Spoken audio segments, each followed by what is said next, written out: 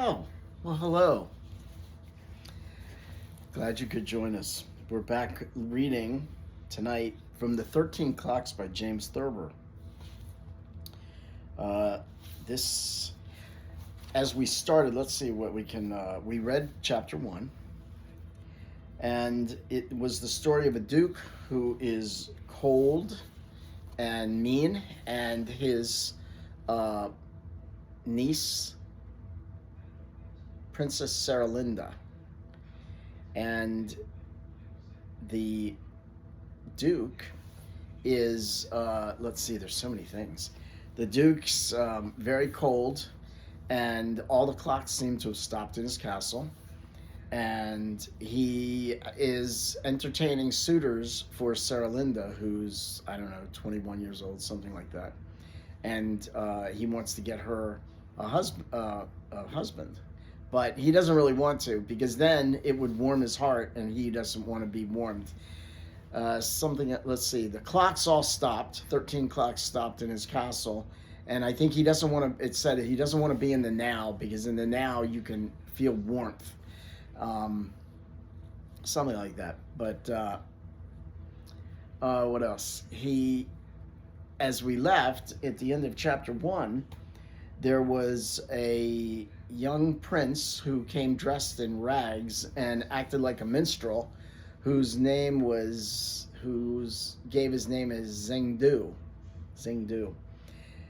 Meanwhile, the Duke hates the letter X. He also has a short leg or something like that, or a long leg, whichever way you want to word it. And all the suitors so far, he has given impossible tasks like lasso the moon, or make the shoreline 6 feet farther every day, or different things. Turn a sawdust into a chair, different things like that. So, on the outside of town is this minstrel prince who's coming. So let's begin from there. He's at a tavern, and he's already been told about the Duke, and how the Duke has run through with a sword and then fed I believe it's 11 suitors who he's given these impossible tasks to. He has fed them to the geese. So let's hear what happens now. Outside the tavern, the night was lighted by a rocking yellow moon. That was a rocking yellow moon that held a white star in its horn. In the gloomy castle on the hill, a lantern gleamed and darkened, came and went, as if the gaunt Duke stalked from room to room, stabbing bats and spiders, killing mice. "Dazzle the Duke with jewels," the minstrel said aloud. "There's something in it somewhere, but what it is and where I cannot think." So he wants to dazzle the Duke. He wondered if the Duke would order him to cause a fall of purple snow, or make a table out of sawdust, or merely slit him from guggle to his zatch, and say to Saralinda, "There he lies, your latest fool, a nameless minstrel. I'll have my varlets feed him to the geese." The minstrel shuddered in the moonlight, wondering where his zatch and his guggle were. I don't know that either. Do you have a zatch? I don't know where my zatch is either. He wondered how and why and when he could invade the castle. The Duke was never known to ask a ragged minstrel to his table, or set a task for him to do, or let him meet a princess. "I'll think of some way," thought the prince. "I'll think of something." The hour was late, and revelers began to reel and stagger home from inns and taverns, none in rags and none in tags, and some in velvet gowns. 1/3 of the dogs in town began to bark. The minstrel took his flute from his shoulder and improvised a song. He had thought of something. "Hark, hark, the dogs do bark, but only 1 in 3. They bark at those in velvet gowns. They never bark at me." A tale teller tottering home to bed laughed at the song, and troublemakers and tosspots began to gather and listen. The Duke is fond of velvet gowns, he'll ask you all to tea. But I'm in rags and I'm in tags, he'll never send for me.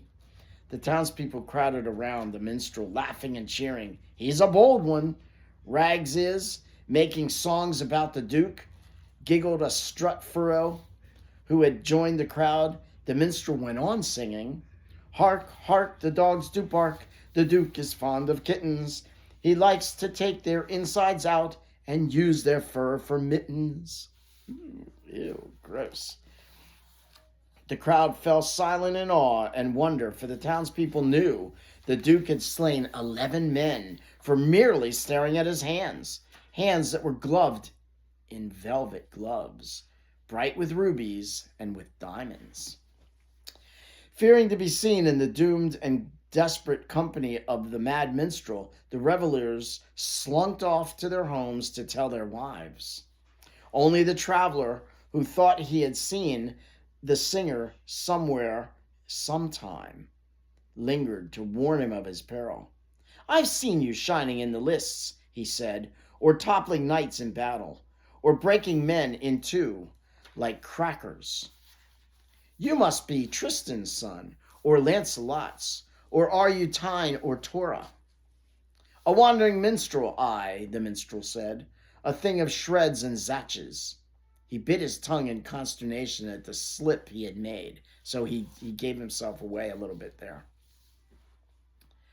Even if you were the mighty Zorn of Zorna, said the man, you could not escape the fury of the Duke. He'll slit you from your guggle to your zatch, from here to here. He touched the minstrel's stomach and his throat. I know now what to guard, the minstrel sighed. A black figure in velvet mask and hood and cloak disappeared behind a tree. The cold Duke's spy in chief. The traveler said, a man named Whisper. Tomorrow he will die. The minstrel waited. He'll die because, to name your sins, he'll have to mention mittens, and leave at once for the other lands, since I have mentioned the mittens. He sighed. You'll never live to wed his niece. You'll only die to feed his geese. Goodbye, good night, and sorry. The traveler vanished like a fly in the mouth of a frog. The minstrel was left alone in the dark, deserted street. Somewhere a clock dropped a stony chime into the night. The minstrel began to sing again. A soft finger touched his shoulder, and he turned to see a little man smiling in the moonlight. He wore an indescribable hat. His eyes were wide and astonished, as if everything were happening for the first time, and he had a dark, describable beard. If you have nothing better than your songs, he said, you are somewhat less than much, and only a little more than anything. What does that mean? I manage in my fashion, the minstrel said, and he strummed his lute and sang. Hark, hark, the dogs do bark, the cravens are going to bed. Some will rise and greet the sun, but Whisper will be dead. The old man lost his smile. Who are you? The minstrel asked. I am Golux, said the Golux proudly. The only Golux in the world, and not a mere device. Does that mean like a plot device? I don't know. Not a mere plot device. You resemble one, the minstrel said, as Sarah Linda resembles the rose. I resemble only half the things I say I don't. De Golux said, the other half resemble me. He sighed. I must always be on hand when people are in peril. My peril is my own, the minstrel said. Half of it is yours and half is Sarah Linda's. I hadn't thought of that, the minstrel said. I place my faith in you, and where you lead, I will follow.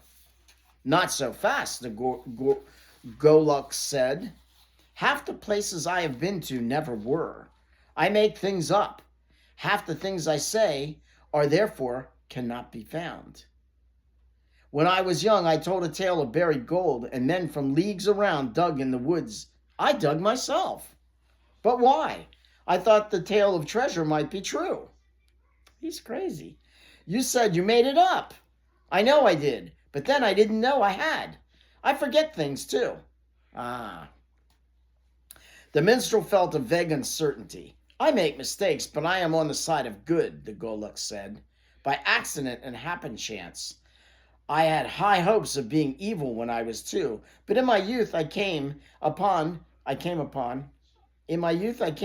firefly burning in a spider's web.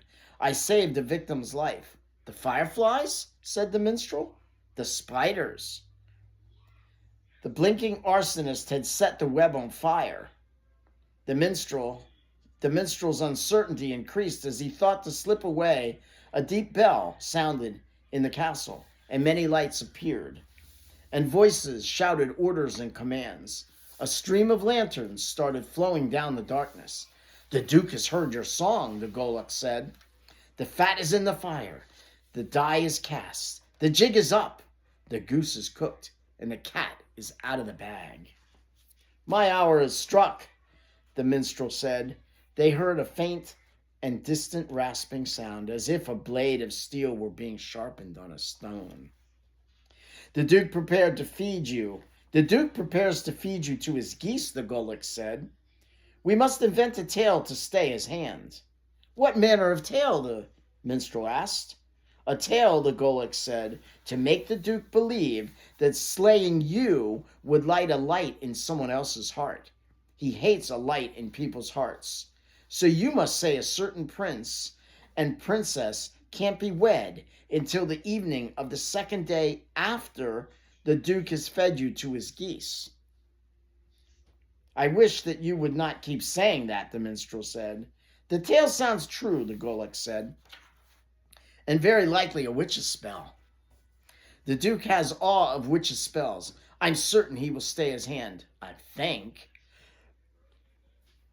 So he's going to say that, so 2 days after the minstrel's been fed to the geese, then some couple will be happy. So if he doesn't do it, they won't be happy. I get it. I think I get it.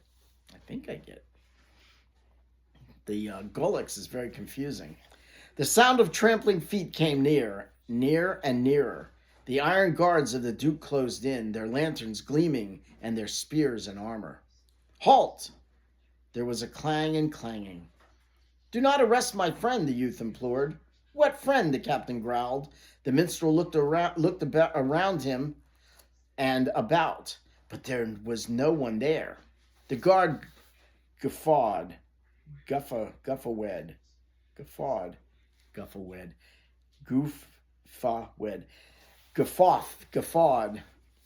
know it's guffawed.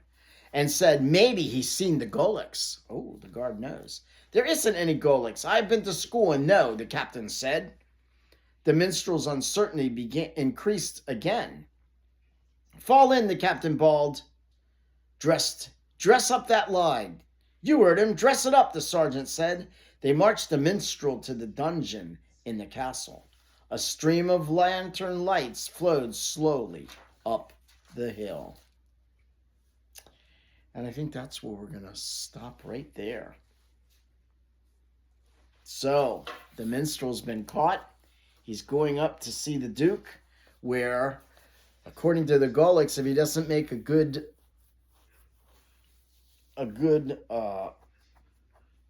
tale, he'll be slit from Guggle to Zatch. Okay, so thanks for listening. Come back again and we'll hear more of the 13 clocks and see what happens. What will happen to the minstrel? Have a nice evening.